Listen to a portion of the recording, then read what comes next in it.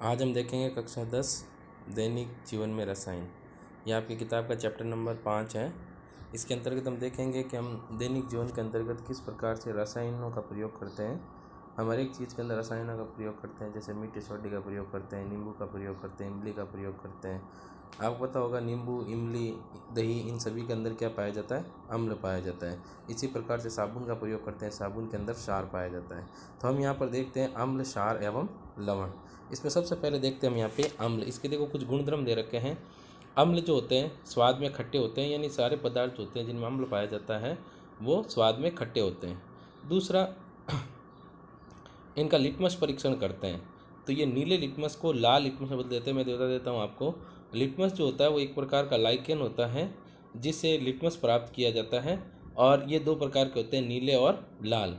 तो अम्ल जो होता है वो नीले लिटमस को लाल लिटमस में बदल देता है। यहाँ पर एक आप शब्द याद रख सकते हो, अनील।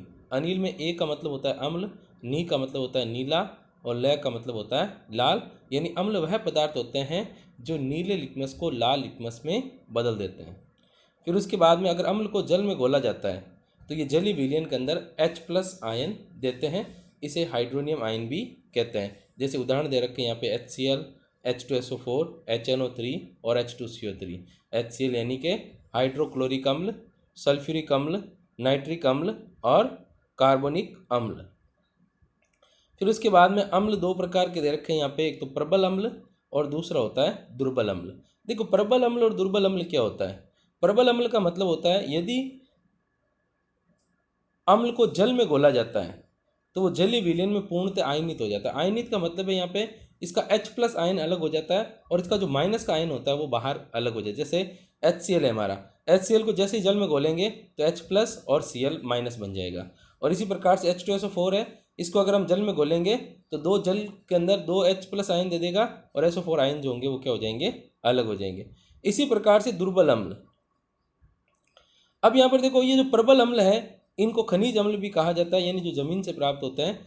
दूसरे आते हैं यहाँ पे दुर्बल अम्ल। ऐसे अम्ल जिनको जलीय विलयन में अगर घोला जाता है तो पूर्णतः आयनित नहीं होते हैं, इन्हें दुर्बल अम्ल कहते हैं। ये सामान्यतः पेड़ पौधे और जीव जंतुओं से प्राप्त होते हैं और इसके अंतर्गत सारे कार्बनिक अम्ल आते हैं। जैसे यहाँ पर दे रखा है यहाँ पे CH3COH एसिटिक अम्ल, HCOH मेथोनिक अम्ल, जो लाल चींटी के डंक के अंतर्गत पाया जाता है। फिर उसके बाद में यहाँ पर आता है क्षार। देखिए क्षार क्या होते हैं। क्षार स्वाद में कड़वे होते हैं तथा अगर इनको स्पर्श करें हम तो ये स्पर्श में क्या होते हैं? मुलायम या चिकने होते हैं। कभी आप साबुन के ऊपर हाथ लगाना, आपको स्पर्श करने पर आपको मुलायम व चिकना महसूस होगा। इसी प्रकार से क्षार का अगर लिटमस परीक्षण करते हैं तो क्षार जो होते हैं वो लाल लिटमस को नीले लिटमस के अंदर बदल देते हैं। और क्षार का जो जलीय विलयन होता है, ये जो इसको जल में घोलते हैं तो ये जलीय विलयन के अंदर OH- आयन देते हैं। यहाँ पे उदाहरण दे रखे हैं क्षार के कुछ, NaOH, KOH, MgOH2, CaOH2, ये सारे क्षार के उदाहरण हैं।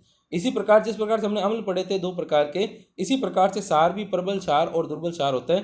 तो इसकी परिभाषा यहाँ पर होती है, प्रबल क्षार अगर इनको जल में घोला जाए तो ये पूर्णतः आयनित हो जाते हैं, जबकि दुर्बल क्षार जो होते हैं वो जल में पूर्णतः आयनित नहीं होते हैं।